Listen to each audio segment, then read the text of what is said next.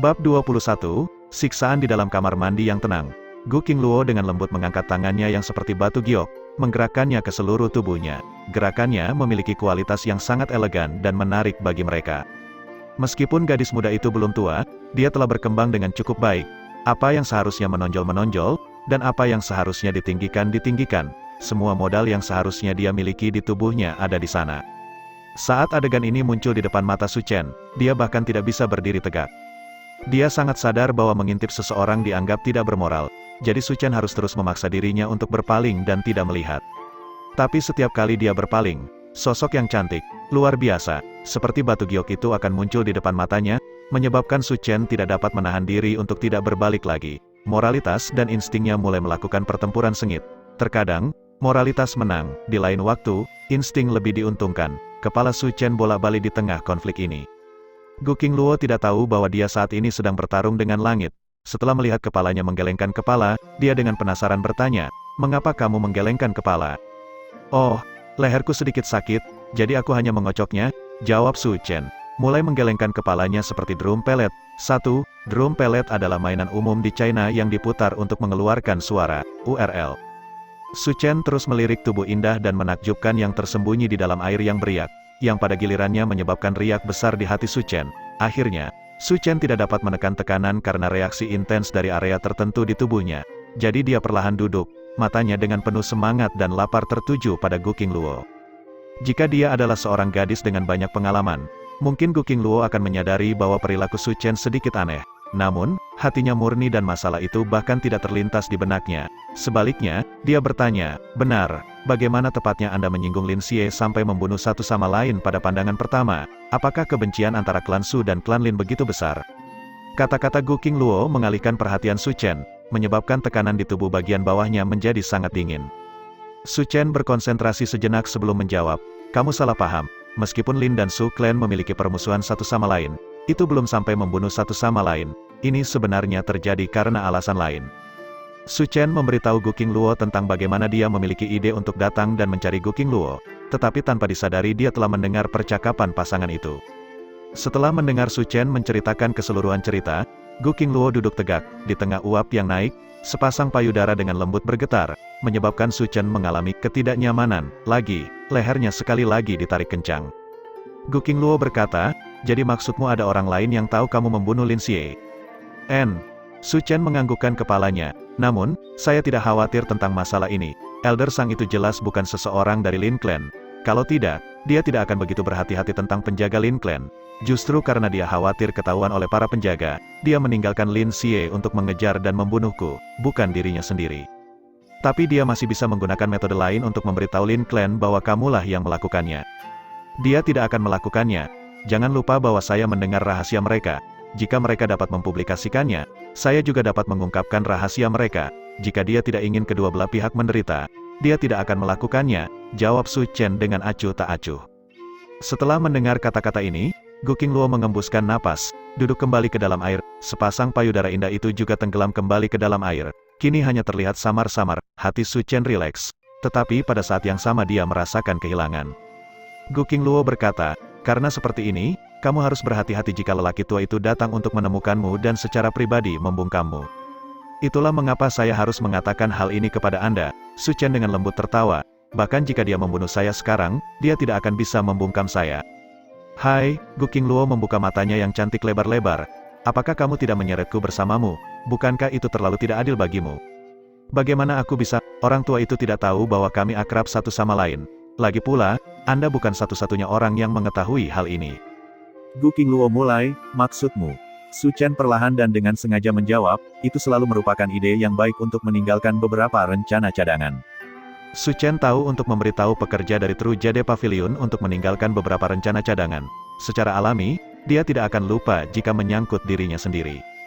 Ketika Gu Qingluo mendengar ini, dia bertepuk tangan dan tertawa, "Bagus, aku akan menjadi rencana cadanganmu. Jika Anda dibunuh oleh seseorang, saya akan menyebarkan informasi ini kemana-mana dan menghancurkan rencana mereka sepenuhnya." Anda masih tamu terhormat dari klan Lin. Apakah benar-benar bagus untuk melemahkan mereka dengan begitu bersemangat? Su Chen berkata, "Ada satu hal lagi yang saya perlu bantuan Anda." "Apa itu?" "Kirim aku keluar dari sini. Sekarang mungkin bukan waktu terbaik, Klan Lin masih mencarimu. Mereka datang ke sini beberapa kali saat Anda pingsan. Jika aku membawamu keluar sekarang, kemungkinan besar aku tidak akan bisa menyembunyikannya dari mereka. Begitu langit cerah, aku punya metode sendiri untuk membawamu keluar dengan aman. Jika saya tidak kembali untuk 1 malam, mungkin rumah tangga saya akan terlalu sibuk. Itu mudah diperbaiki, saya akan membantu Anda mengirimkan pemberitahuan dan mengatakan bahwa Anda menghabiskan malam di rumah teman. Kalau begitu, aku harus merepotkanmu. Kamu dan aku adalah teman. Mengapa begitu sopan? Gu Qingluo berpura-pura sombong dan menepuk dadanya. Setelah melihat pasangan batu giok yang cantik berubah bentuk di bawah telapak tangannya begitu saja, gelombang mulai beriak sekali lagi di hati Su Chen. Gu Qingluo, melihat penampilannya, dengan rasa ingin tahu bergumam, "Kamu kehilangan begitu banyak darah tetapi kamu masih memiliki cukup darah untuk mimisan. Apakah saya menggunakan terlalu banyak obat sebelumnya?" Su Chen, keduanya bercakap-cakap lagi sebelum Su Chen tiba-tiba memikirkan sesuatu dan bertanya, "Benar, apakah kamu tahu tentang Yue Wuti atau Spirit Burying Terrace?" Gu Qingluo menggelengkan kepalanya, "Aku tidak tahu, tapi aku bisa meminta seseorang memeriksamu. Jika Yue Wuti ini bukan siapa-siapa, seharusnya tidak sulit untuk mengetahui apa yang dia lakukan." Su Chen segera menggelengkan kepalanya, "Lebih baik jika kamu tidak pergi dan memeriksa. Tidak ada yang tahu apakah Penatua Sang itu memiliki orang lain di dalam klan Lin. Jika mereka menemukan penyelidikan Anda, itu pasti tidak menguntungkan bagi Anda. Anda adalah cadangan saya. Anda tidak bisa pergi dan mengekspos diri Anda, oke? Jadi, apakah kamu akan membiarkan konspirasi orang-orang itu berhasil? Ini, biarkan aku memikirkan sebuah metode. Bukankah kita masih memiliki waktu 1 tahun lagi? Dari nada mereka, mereka seharusnya tidak bergerak dalam waktu dekat." Ketika Gu Qingluo mendengar ini, mulut kecilnya cemberut. "Oke, baiklah." Ekspresinya sangat imut, dan ketika Su Chen melihatnya, jantungnya berdesir lagi. Su Chen menghabiskan malam itu di kamar Gu Qingluo. Malam itu, perilaku riang Gu Qingluo di sekitar Su Chen membuatnya sangat menderita. Untuk satu hal, tubuh yang menggoda dan lentur itu terus-menerus menggoda Su Chen. Gadis kecil itu sebenarnya hanya mengenakan pakaian dalamnya ketika dia berbicara dengannya, tidak membuat pertahanan sama sekali. Di sisi lain, Su Chen harus menutup mata dan berpura-pura tidak melihatnya sambil melakukan yang terbaik untuk menghindari melihatnya. Su Chen ingin melihat tetapi tidak berani melakukannya, dan dia harus mengendalikan reaksi yang tidak diinginkan dari beberapa bagian tubuhnya. Rasionalitasnya bertentangan dengan instingnya, dan dia harus berpura-pura tidak mengetahui kebenaran. Ini benar-benar menyebabkan Su Chen sangat tersiksa. Syukurlah, tubuhnya yang terluka parah tidak dapat bertahan di bawah serangan ini, dan Su Chen akhirnya tertidur sambil membolak-balik. Keesokan paginya, Gu Qingluo membangunkan Su Chen dan membuatnya mengikutinya keluar dari pintu belakang. Su Chen tiba di area hutan kecil setelah mengikuti Gu Qingluo melewati hutan. Meskipun tampaknya hanya kawasan hutan biasa, Su Chen merasakan fluktuasi energi asal yang kuat di bawah kakinya begitu dia melangkah ke dalam hutan. Formasi energi asal, Su Chen bingung. Ini sangat jelas merupakan formasi susunan yang telah dirancang untuk energi asal. Itulah sebabnya ada fluktuasi energi asal yang begitu kuat. Gu Qingluo mengangkat jarinya untuk mengingatkan Su Chen. Mengikuti suara raungan binatang datang tidak terlalu jauh. Setelah mendengar raungan ini, Su Chen tiba-tiba menyadari keberadaannya. Taman binatang, kebun binatang klan Lin. Gu Qingluo benar-benar membawanya ke taman binatang klan Lin. Bab 22, Malam Biru. Setiap klan memiliki area terlarang mereka sendiri. Sama seperti Gunung 8 Puncak untuk klan Su, Taman Binatang klan Lin juga merupakan area terlarang klan Lin. Jika Su Chen ditemukan di sini oleh Lin Clan, tidak mungkin dia bisa menggunakan alasan salah jalan untuk keluar dari situasi itu. "Mengapa kamu membawaku ke sini?" Su Chen menjadi sedikit gelisah. "Tenang, mereka tidak akan menemukanmu." Gu Qingluo terus berjalan ke depan. Setiap hari saat ini adalah saat Blue Knight bangun. Saat Gu Qingluo berbicara, dia menoleh dan melirik Su Chen, lalu berkata sambil tertawa, "Temperamen Blue Knight tidak terlalu baik, jadi dia selalu sangat pemarah ketika dia bangun. Akibatnya, semua orang di Beast Garden mengambil istirahat panjang untuk mencegah diri mereka mengalami masalah." "Kamu mengatakan bahwa tidak ada orang di sini sekarang?" Su Chen sangat terkejut. "Itu benar." Senyum Gu Qingluo berkembang seolah-olah itu adalah bunga, menyebabkan hati Su Chen bergetar lagi. Gu Qingluo terus berjalan ke depan. Taman binatang adalah sebidang tanah yang penting bagi klan Lin. Tetapi saat ini kekuatan pertahanan taman binatang berada pada titik terlemahnya. Jika Anda pergi dari sini dan terus berjalan lurus, ada jalan kecil yang dapat Anda gunakan untuk keluar dari taman binatang. Selama kamu meninggalkan tempat ini, kamu akan bisa terbang tinggi seperti burung. Bukankah itu mudah? "Saya pikir lebih baik menunggu sampai saya meninggalkan tempat ini sebelum mengatakan bahwa itu mudah," jawab Su Chen. "Benar, siapa Blue Knight?" Malam biru, Gu Qingluo memiringkan kepalanya, mau pergi melihatnya. Pada saat ini, ketika semakin sedikit masalah yang dia miliki semakin baik, Su Chen ingin menjawab bahwa lebih baik melupakannya. Namun, ketika dia melihat penampilan menarik Gu Qingluo, dia menjadi sangat bersemangat, dan pada akhirnya dia tidak bisa mengucapkan kata-kata itu dengan keras. Su Chen menelan ludahnya dan menjawab, tentu. Gu Qingluo berseri-seri dan berkata, ikuti aku. Langkah kakinya menjadi lebih cepat, dan dia sudah menggunakan Snaking Mist Steps untuk berlari ke depan. Sambil berlari, dia terus mengingatkan Su Chen, hati-hati, ada batu di sini, cabang-cabang di area ini cukup lebat. Meskipun kekhawatiran ini tidak ada gunanya, itu menyebabkan Su Chen merasa sangat hangat di hatinya. Mereka melakukan perjalanan dengan tergesa-gesa dan dengan sangat cepat tiba di lokasi yang tinggi di atas bukit. Berdiri di titik paling tinggi, Gu Qingluo menunjuk ke lokasi yang jauh dan berkata, perhatikan area itu dan dengarkan. Tatapan Su Chen mengikuti arah yang ditunjuk Gu Qingluo. Dia melihat bahwa di bawah bukit ada area hijau subur, kawanan binatang buas yang sangat besar sedang berjalan santai di sekitar padang rumput, sesekali mengeluarkan raungan dan geraman rendah. Hiena berkepala dua, serigala iblis serakah, kura-kura ekor takut, kelabang 1000 kaki, ini semua hanya berjarak 1000 kaki dari kita. Gu Qingluo secara khusus menjelaskan kepada Su Chen kalau dia tidak sadar. Semakin banyak Su Chen melihat, semakin ekspresinya berubah. Gu Qingluo tidak berbohong padanya. 1000 kaki di depannya adalah beberapa ratus jenis binatang buas, dan mereka semua adalah binatang ganas. Vicious Beast berbeda dari Wild Beast, mereka memiliki lebih banyak kekuatan dan dapat memanfaatkan Origin Energy. Jika seseorang membandingkan binatang buas dengan manusia realem tempering tubuh, maka binatang buas dapat dianggap sebagai cendekiawan Ki asal lapisan bawah dari binatang buas, masing-masing memiliki kekuatan yang menakutkan. Itu juga untuk mengatakan bahwa semua Vicious Beast di sini dapat dengan mudah membunuhnya. Sekarang, lebih dari 100 binatang ganas ini telah berkumpul bersama di tempat yang tidak jauh darinya. Jika dia tidak tahu bahwa tempat ini adalah taman binatang, Su Chen akan bertanya-tanya apakah dinasti binatang mini akan segera meletus. Gu Qingluo benar-benar membawanya ke depan kawanan besar Vicious Beast. Apakah dia tidak mengerti arti kematian? Seseorang harus tahu bahwa mereka benar-benar terlalu dekat dengan Vicious Beast ini. Dari semua Vicious Beast, banyak dari mereka memiliki kemampuan penciuman atau pendengaran yang luar biasa. Jika salah satu dari mereka menemukan mereka, mereka tidak akan mendapatkan hasil yang baik. Gu Qingluo meliriknya dan melihat ekspresinya hanya sedikit berubah. Dia bergumam, HMPH, kamu tidak menyenangkan, karena Anda hanya dapat mendengar saya membicarakannya, Anda tentu tidak akan terlalu takut, jika Anda bisa melihatnya sendiri, saya tidak percaya Anda masih bisa berdiri. Su Chen memaksakan senyum, tidak ada yang lebih baik untuk dilakukan selain menakut-nakuti orang buta, itu benar-benar sangat membosankan. Gu Qingluo tertawa, lalu menunjuk ke depan mereka dan berkata, ada sebuah danau di sana, disitulah Blue Knight berada. Saat Su Chen hendak berbicara, Gu Qingluo meletakkan jarinya di dekat mulutnya, Blue Knight akan segera keluar. Dia memutar kepalanya untuk melihat dan melihat riak mulai terbentuk di dalam danau. Pusaran air terbentuk di danau, terus membesar, aura tirani mulai memancar keluar. Semua Vicious Beast di dekatnya sepertinya merasakan sesuatu dan mulai mundur satu persatu. Setelah semua binatang yang melarikan diri, sebuah benda besar muncul dari danau. Itu adalah ular kolosal yang mengesankan. Kepala ular itu hanya seukuran bangunan, kedua mata hijaunya seperti dua lentera besar, dan mengeluarkan kabut putih. Gulungan ular-ular terus keluar dari danau, begitu lama sehingga tampaknya tidak ada habisnya. Seluruh tubuh ular akhirnya muncul di depan mata Su Chen. Itu adalah ular raksasa dengan panjang lebih dari 1000 kaki.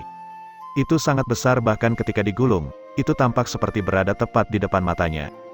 Mendesis, ular besar itu mengangkat kepalanya dan mendesis. Lidah merah ular itu menyebabkan langit berubah menjadi rona merah samar. Itu adalah, Su Chen menatap ular besar itu dengan bingung, lupa bertindak seolah dia tidak bisa melihat. Untungnya, Gu Qingluo tidak memperhatikan. Dia dengan bodohnya memperhatikan ular besar itu, berkata, itu adalah malam biru. Bahkan jika Anda tidak dapat melihat, Anda seharusnya dapat merasakan kekuatannya, bukan, panjangnya 1080 kaki, dan masih muda. Saya mendengar bahwa Soaring Snakes dewasa dapat mencapai puluhan ribu kaki panjangnya, orang hanya dapat membayangkan betapa megah dan spektakulernya Prehistoric and Origin Beast. Ini adalah binatang iblis, Su Chen bertanya dengan sedikit gemetar di suaranya.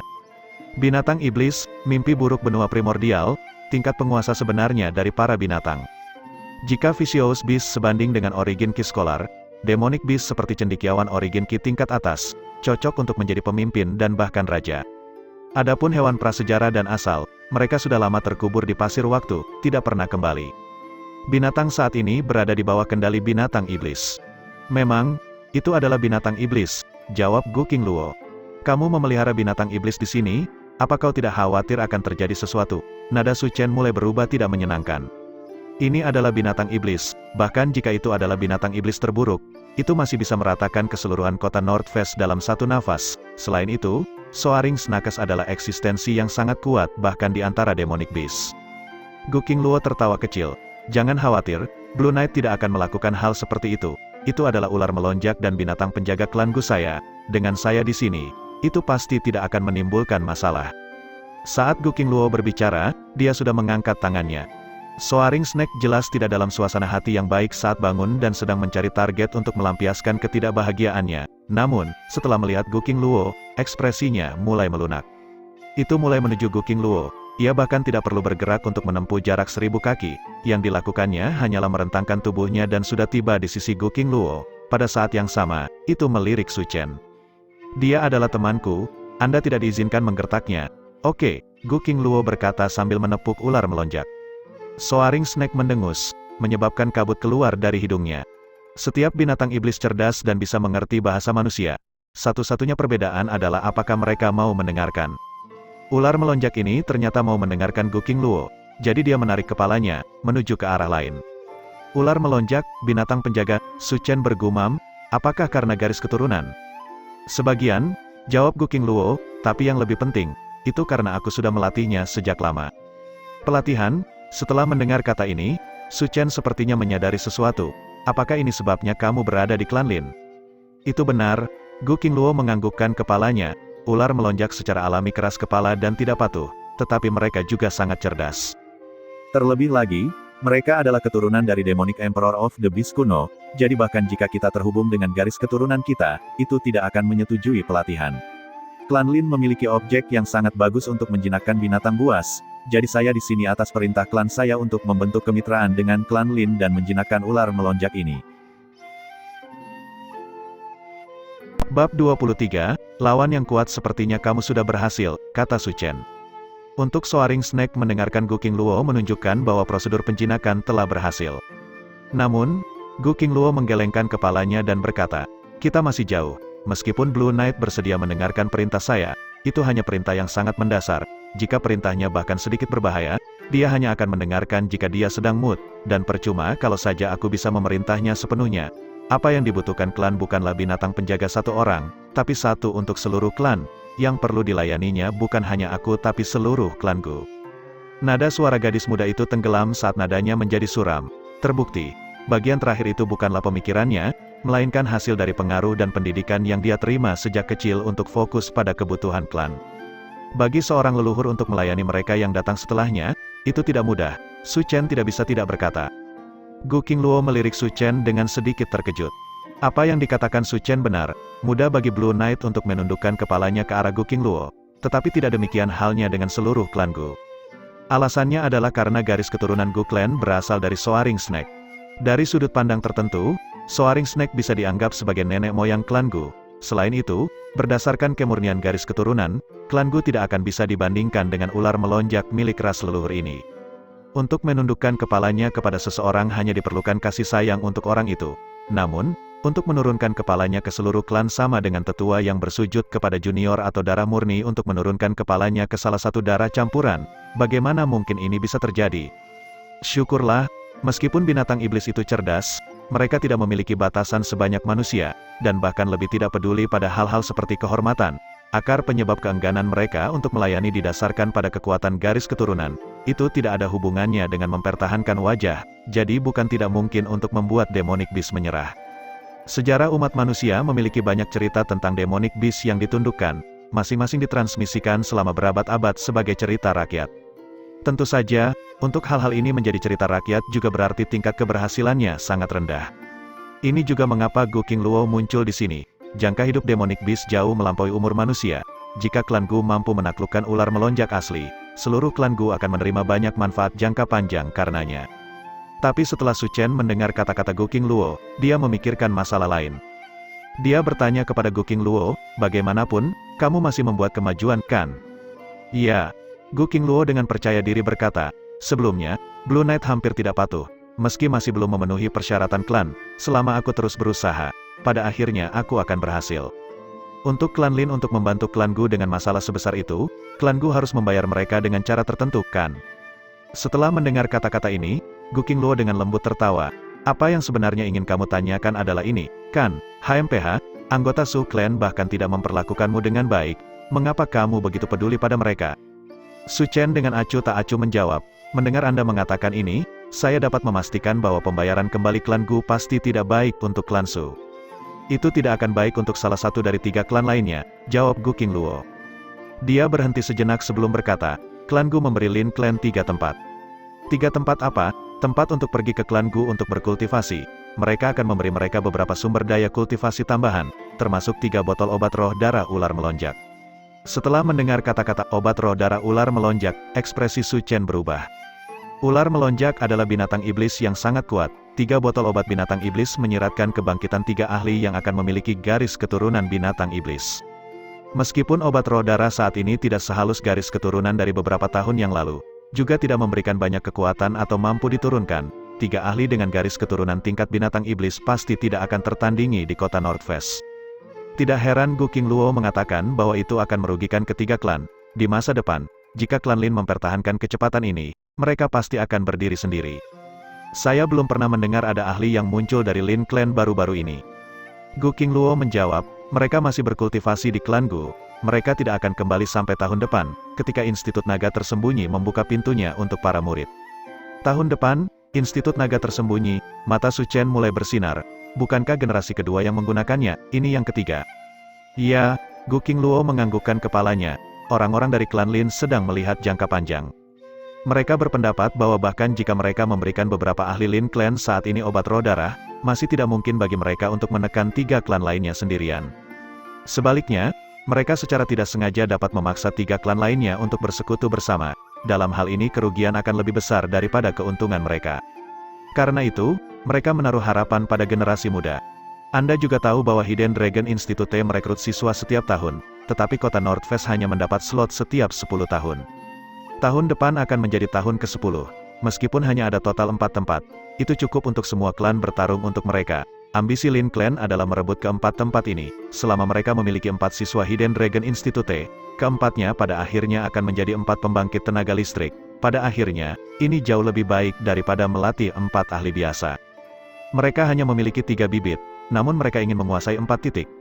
Apa yang klan Gu berikan kepada mereka tidak terbatas pada beberapa obat roh darah. Ada sumber daya lain juga, mengkonsentrasikan mereka untuk memunculkan pembangkit tenaga listrik lain tidak akan terlalu sulit, sementara yang keempat mungkin tidak sekuat 3 klan lainnya, cukup kuat untuk menekan 3 klan lainnya.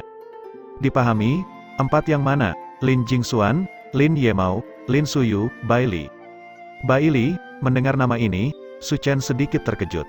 Sebenarnya ada seseorang dengan nama keluarga yang berbeda. Sementara klan besar pasti tidak akan sepenuhnya terdiri dari orang-orang dari klan yang sama. Orang-orang yang dipilih untuk kesempatan semacam ini hampir semuanya adalah keturunan langsung dari garis keturunan utama. Agar seseorang muncul dengan nama keluarga Bai, Su Chen langsung merasa ada sesuatu yang salah. Lalu Bai Li, apakah orang keempat? Dia bertanya. Tidak, dia adalah orang pertama, jawab Gu Qingluo. Setelah melihat Blue Knight, Su Chen dan Gu Qingluo pergi bersama. Seperti yang dikatakan Gu Qingluo, tidak ada anggota klan Lin yang cukup berani untuk bertahan di Taman Binatang saat ini. Tidak ada yang ingin mengalami Blue Knight yang tidak bahagia. Untuk menjinakkan binatang iblis ini, klan Lin tidak hanya menggunakan harta warisan klan mereka, mereka juga menghabiskan hidup 11 orang.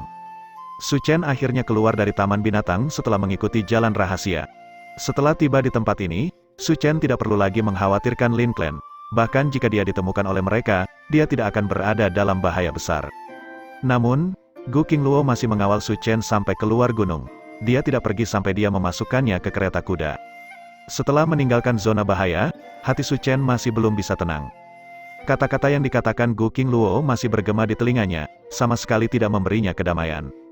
Institut Naga Tersembunyi itu benar. Hanya ada 1 tahun lagi sebelum Hidden Dragon Institute datang ke Northwest City untuk merekrut siswa.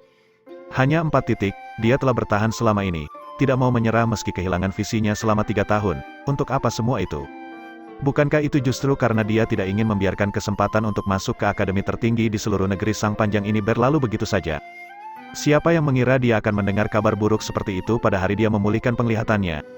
3 ahli yang memiliki garis keturunan ular melonjak, serta lawan yang tidak memiliki garis keturunan ini masih akan dipersiapkan dengan sumber daya dalam jumlah besar. Hanya klan Lin saja sudah menjadi ancaman baginya, jadi bagaimana dengan klan lain? Apakah mereka akan memiliki ahli tersembunyi? Bagaimana dengan dirinya sendiri? Dalam 3 tahun terakhir, dia harus berjuang keras hanya untuk mempertahankan bagian yang seharusnya menjadi miliknya, belum lagi sumber daya lainnya. Sejujurnya, alasan mengapa dia bisa mempertahankan tempat pertama di generasi ketiga klannya bukan karena dia sendiri sangat kuat, sebaliknya, itu karena lawannya lemah.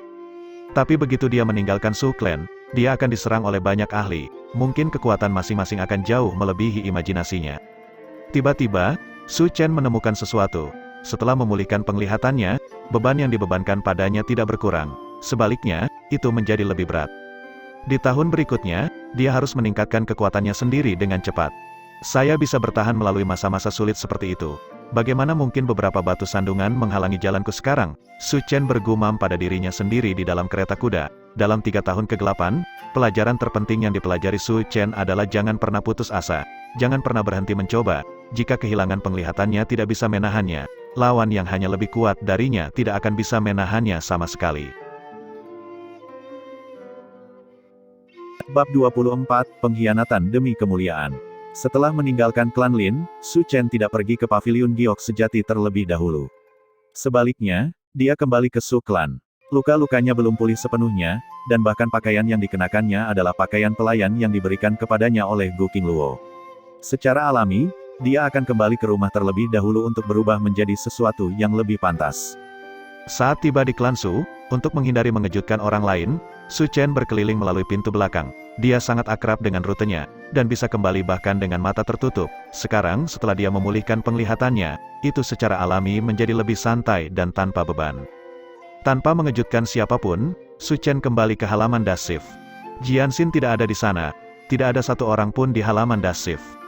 Su Chen langsung menuju ke ruang dalam, melepas perban berlumuran darah dan pakaian pelayan, memeriksa lukanya sendiri. Salep giok ungu klan Gu benar-benar ajaib.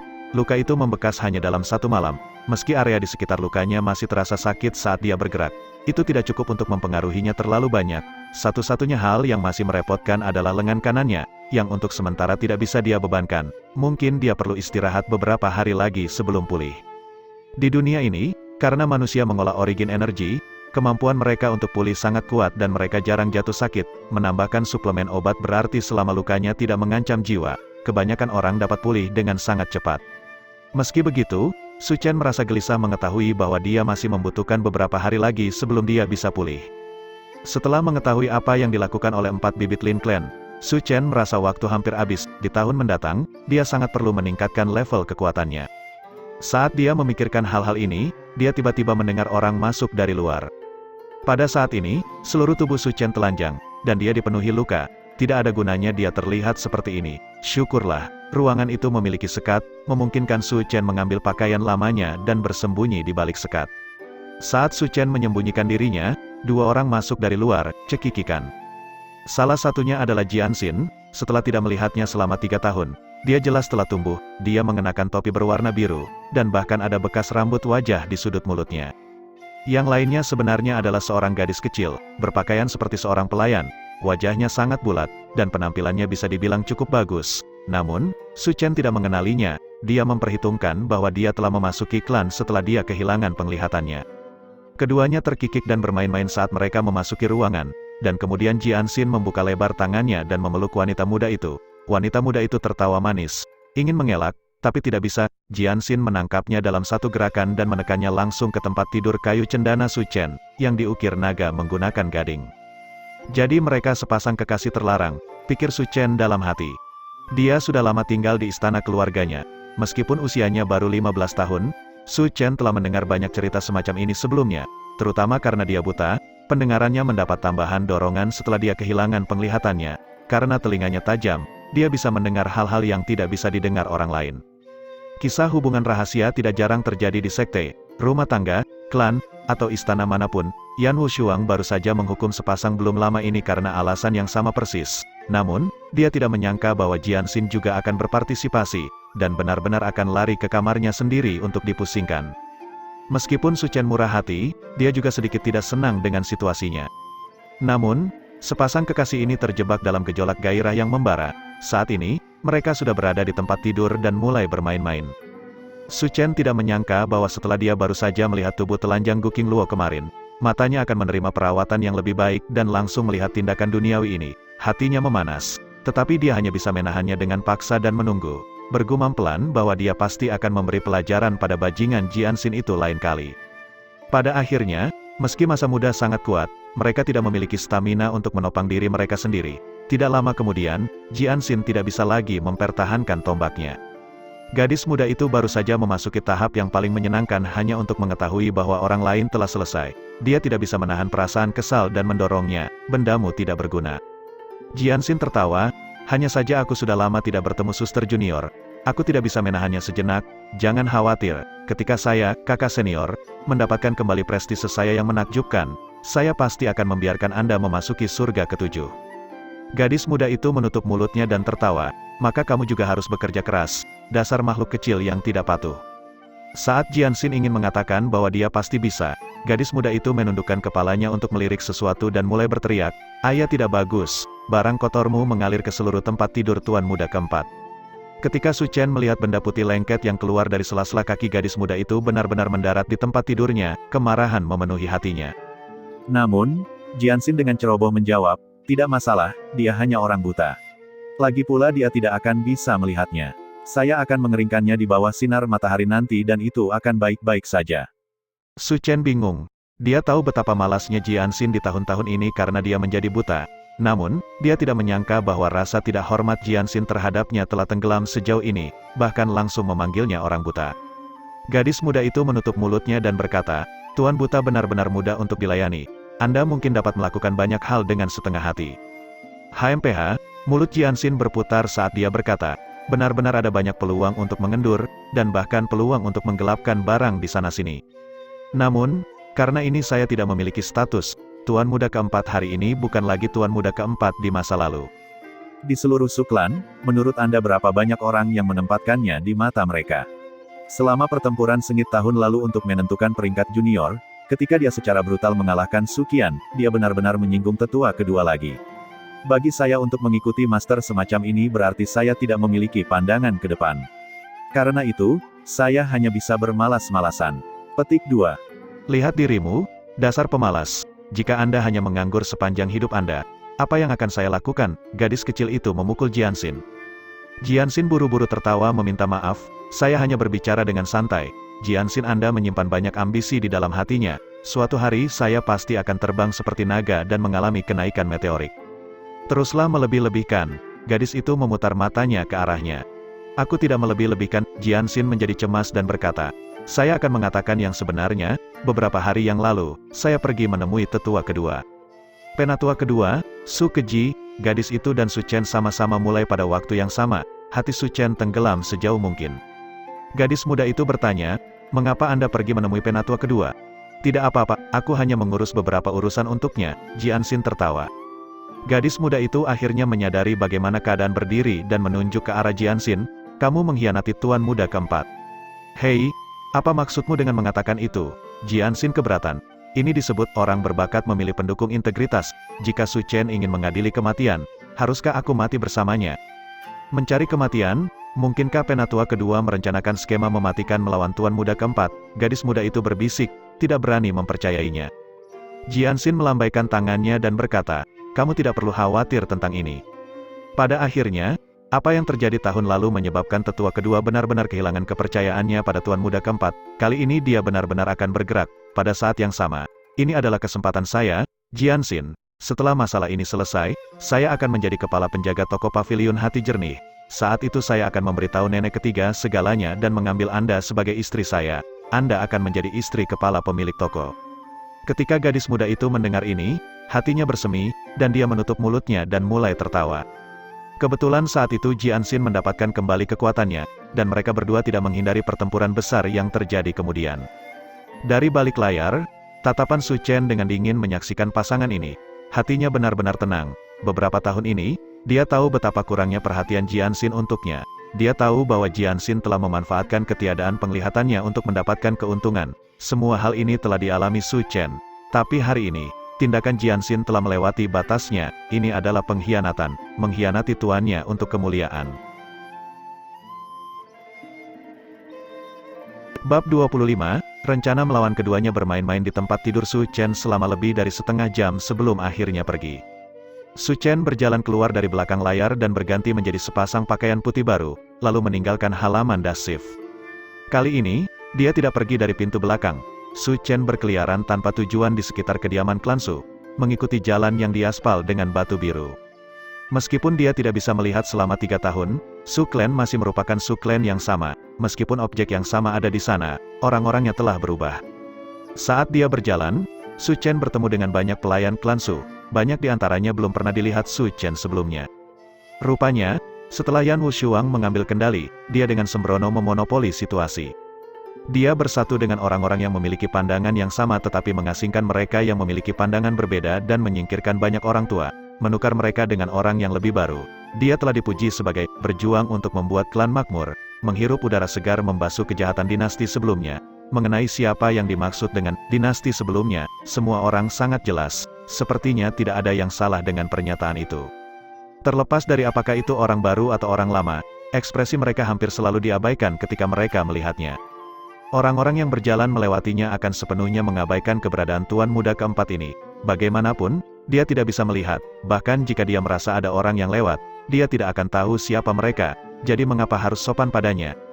Tentu saja, jika ada tetua lain yang hadir, mereka masih harus berpura-pura memberikan penghormatan secara lahiriah.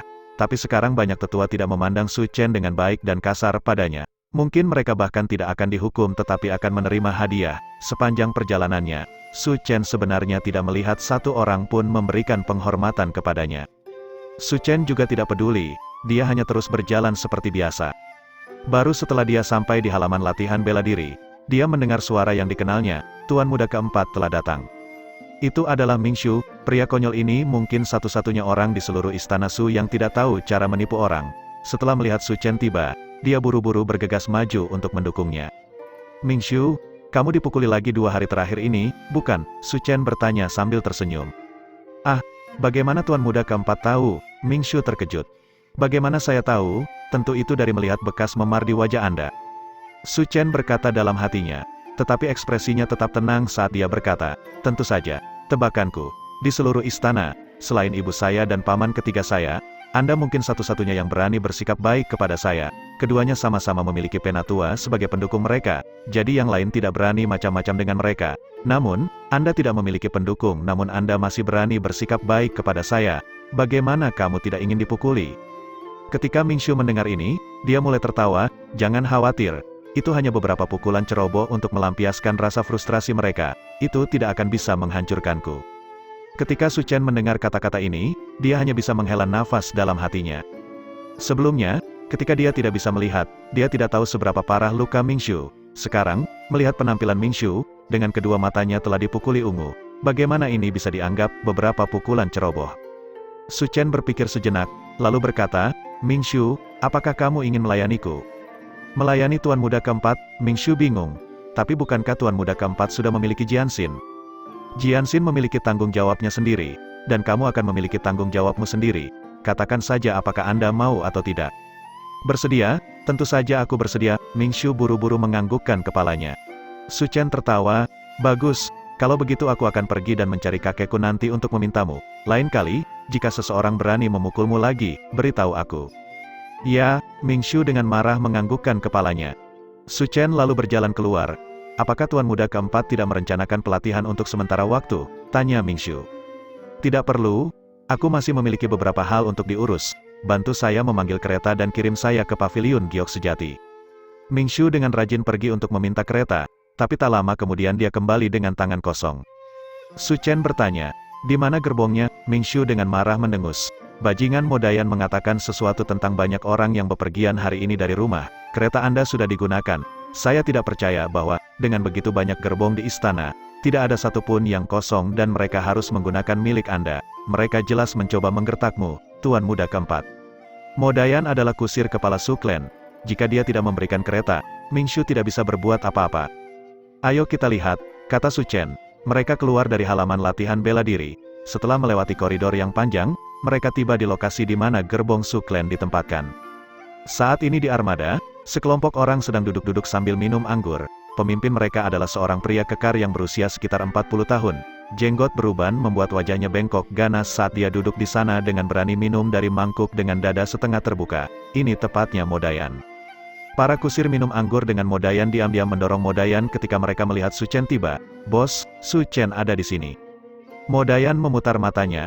Dia melirik Su Chen, lalu mendengus dan berkata, abaikan dia. Su Chen sudah tiba di depannya. Dia berkata, Modayan, di mana gerbongku? Modayan meletakkan mangkuk anggur. Oh, ini tuan muda keempat. Sayangnya, hari ini semua tetua dan tuan muda di istana, serta semua bibi dan nenek ingin pergi ke suatu tempat karena alasan yang tidak diketahui, dan mereka semua menuntut kereta. Aku bahkan tidak punya cukup gerbong biasanya, jadi bagaimana aku bisa punya untukmu? Selain itu, jika Anda buta, sebaiknya Anda tinggal di rumah saja jika tidak ada pekerjaan. Mengapa keluar dan mencoba membuat keributan? Mingshu sangat marah. Modayan, kamu berani tidak menghormati tuan muda. Su Chen sudah menghentikannya. Dia hanya bertanya pada Modayan, setiap keluarga memiliki gerbongnya sendiri. Jadi jika mereka ingin pergi ke suatu tempat mereka dapat menggunakan gerbong mereka sendiri. Bahkan jika tidak cukup, mereka tidak diperbolehkan untuk mengklaim gerbong anggota keluarga lainnya. Aturan ini ditetapkan oleh kakek, Anda tidak akan kebetulan tidak mengetahuinya, bukan? Modayan tertawa dan berkata, kamu benar, itu aturannya. Tapi aturan sudah mati, sedangkan orang hidup, beberapa hal memerlukan penyesuaian dengan keadaan. Su Chen membalas, bagaimana jika saya tidak setuju untuk beradaptasi dengan keadaan? Modayan tertawa lagi, tuan muda keempat masih seorang tuan, sedangkan saya hanyalah seorang pelayan. Jika tuan muda keempat benar-benar menginginkan kereta, saya, Modayan, tidak dapat dengan paksa menolak untuk memberikannya kepada Anda. Tapi sementara gerbong dicadangkan di bawah aturan istana, orang tidak, saya bisa memberi Anda kereta. Tetapi untuk seseorang yang mengendarainya, saya tidak bisa berbuat apa-apa. Su Chen awalnya memiliki sopirnya sendiri. Namun, setelah Su Chen menjadi buta, kusirnya telah dicopot dari perannya sebagai kusir, dan malah dikirim untuk memelihara kuda. Awalnya, jika dia tidak memiliki supir, klan Su seharusnya mengatur satu lagi untuknya. Tetapi menjadi supir untuk klan besar bukanlah sesuatu yang bisa dilakukan siapapun. Biasanya, mereka perlu memiliki tingkat seni bela diri tertentu. Selain mengemudikan kereta, sebagian besar juga mengemban tugas perlindungan. Mereka cukup banyak pengawal parsial. Dengan demikian, status kusir di marga relatif tinggi. Setelah Su Chen dibutakan, dia tidak akan mudah pergi, jadi tidak perlu melatih orang baru. Secara alami, masalah ini selalu tertunda. Ketika Su Chen telah dikirim ke pavilion giok sejati, dia seharusnya menerima satu saat itu. Tetapi karena dia telah menyinggung terlalu banyak orang, semua orang secara kolektif memilih untuk melupakannya secara selektif. Jadi, setiap kali dia ingin keluar. Karena masalah ini, Su Chen tidak dapat berbuat apa-apa terhadap Modayan dan mencegahnya mempersulit Su Chen. Su Chen tidak marah. Dia berkata, jangan khawatir, berikan saja keretanya. Aku tidak membutuhkan sopir.